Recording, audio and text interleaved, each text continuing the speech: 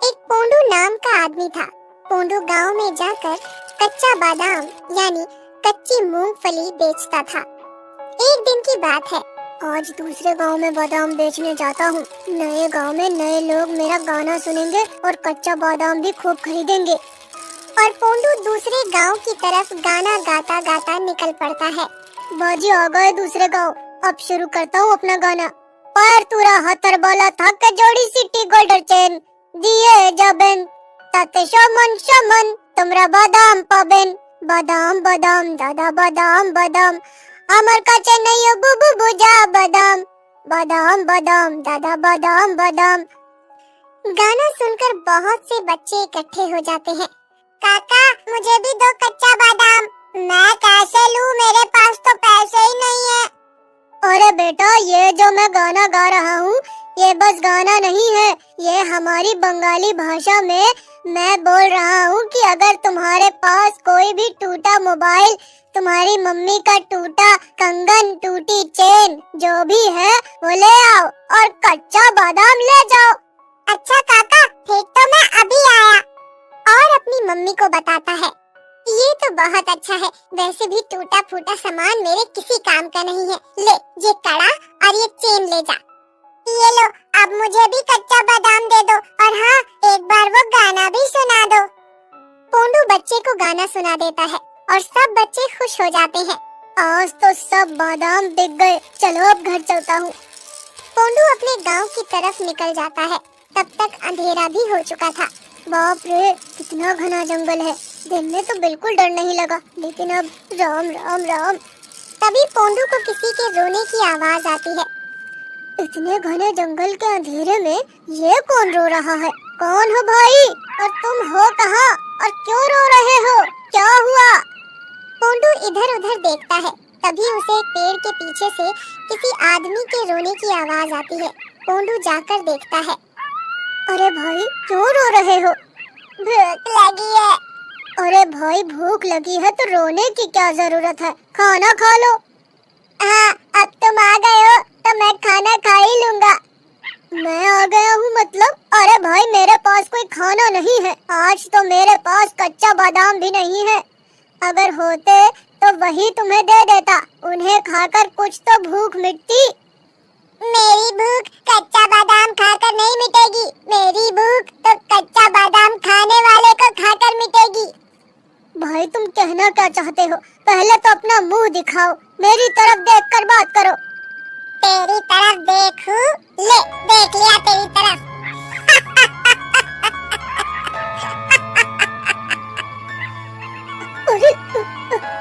ये तुम कैसे दिख रहे हो? कौन हो तुम? वो कोई आदमी नहीं बल्कि एक भूत था जो इंसानों को खाता था। मैं काफी सालों से इस पेड़ में कैद हूँ। मेरी आवाज किसी को सुनाई नहीं देती। भूख प्यास से कितने सालों से तड़प रहा हूँ। तुम मेरी आवाज सुनकर आए, मुझे अच्छा लगा। अब मुझे यहाँ से मुक्त करो। पोंडू डर कर भागने लगता है। तभी भूत जल्दी से पोंडू का गला पकड़ लेता है। जाता कहाँ है? पहले मुझे इस पेड़ से आजाद करवा। मैं कैसे आजाद करवाऊं? छोड़ दो, मुझे जाने दो। इस पेड़ में एक कील गड़ी हुई है, उसे इस पेड़ से निकाल दे, फिर तुझे जहाँ जाना है वहाँ चले जाना। पोंडू पेड़ से कील ढूंढ कर निकाल देता है। जैसे ही पोंडू कील निकालता है, भूत पेड़ से अलग हो जाता है। अब मैंने तुम्हें आजाद कर दिया है, अब मुझे जाने दो। तुझे जाने दूंगा तो मेरी भूख कौन मिटाएगा? भूत पोंडू को पकड़कर उसका खून चूसने लगता है। छोड़ दो मुझे, मुझे छोड़ दो, छोड़ दो। कितने दिनों बाद ताजा खून पीने को मिल रहा है। और वो भूत पोंडू के शरीर पर कब्जा कर लेता है। आज से ये शरीर मेरा हुआ, अब इसके शरीर में घुसकर मैं अपना शिकार ढूंढूंगा। चलो, अब इसके साथ इसके घर चलता हूँ। भूत पोंडू के शरीर में घुसकर उसकी साइकिल पर बैठकर साइकिल समेत उड़ने लगता है और पोंडू के घर पहुँच जाता है। अब कल इस पोंडू के कच्चे बादाम बेचने के बहाने अपना शिकार ढूंढूंगा। अगले दिन भूत बादाम लेकर निकल पड़ता है। बादाम। अरे काका, आज आप इतना बेसुरा गाना क्यों गा रहे हो? आज मेरा गला ठीक नहीं है। तुम कच्चा बादाम नहीं लोगे क्या? चलो, आज मैं तुम्हें फ्री में कच्चा बादाम दूंगा, लेकिन यहाँ नहीं, उसके लिए तुम्हें मेरे साथ चलना होगा। भूत उसे बादाम का लालच देकर जंगल में ले जाता है और उस बच्चे को मार कर खा जाता है। पूरे गांव में बात फैल जाती है। सबको लगता है बच्चे को जंगली जानवर ने खा लिया है। अच्छा है किसी को मुझ पर शक नहीं हुआ। इस पोंडू के शरीर पर वश करने का ये तो फायदा हुआ है कि मुझ पर किसी को शक नहीं होगा और मैं पेट भर कर लोगों को खा सकता हूँ। भूत फिर गांव में बादाम बेचने निकलता है। अरे ओ पोंडू भाई, लाओ हमें भी कच्चा बादाम दे दो। बादाम तो मैं दे दूंगा, लेकिन तुम मेरी एक मदद करोगी? हाँ हाँ बोलो पोंडू भाई। वो तुम्हें मेरी बीवी बुला रही थी, उसे तुमसे कुछ काम था। वो औरत पोंडू के घर चली जाती है। रीता, ओ रीता, अरे कहाँ हो? मुझसे क्या काम पड़ गया तुम्हें? अरे अंदर आओ पहले। अरे पोंडू भाई, आप तो बादाम बेच रहे थे, फिर यहाँ कैसे? भूत लंबे हाथ करके उस औरत को अंदर खींचकर और अपने असली रूप में आ जाता है। अरे ये तुम्हें क्या हो गया पोंडू भाई? आज तू मेरी भूख मिटाएगी।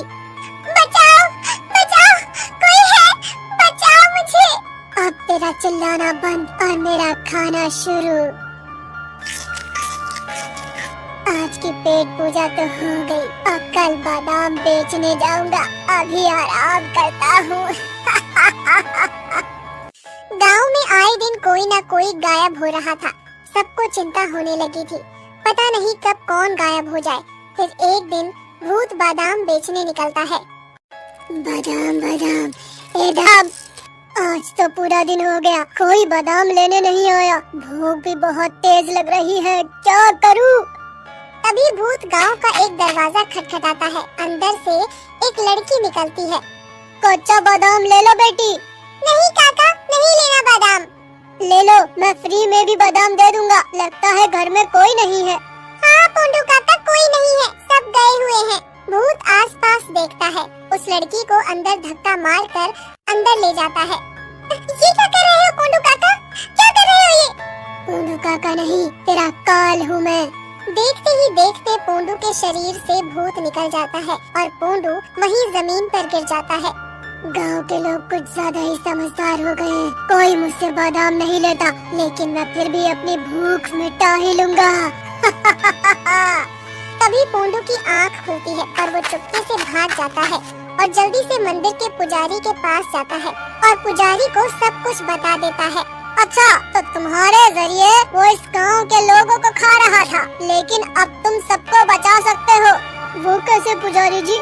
मैं तुम्हें एक मंत्रों द्वारा पढ़ी हुई एक कील दूंगा। जब भी वो तुम्हारे शरीर में प्रवेश करे, तुम इस कील को उसकी नाभि में गाड़ देना, जिससे उसकी शक्ति बंध जाएगी। बाकी का काम मेरा है, लेकिन हाँ, उस भूत को ये बात बिल्कुल भी पता न चले। पोंडू जल्दी से वो कील लेकर धीरे से चुपचाप उसी लड़की के घर में लेट जाता है। आहा, मजा आ गया। इस लड़की का मांस बहुत ही मजेदार था और शरीर में खून भी भरपूर था। सबूत खत्म करने में पूरे 2 घंटे लग गए, लेकिन पेट अच्छे से भर गया। अब जल्दी से यहाँ से निकलता हूँ, वरना अगर किसी को शक हो गया तो कोई मुझे फिर से कैद न करवा दे।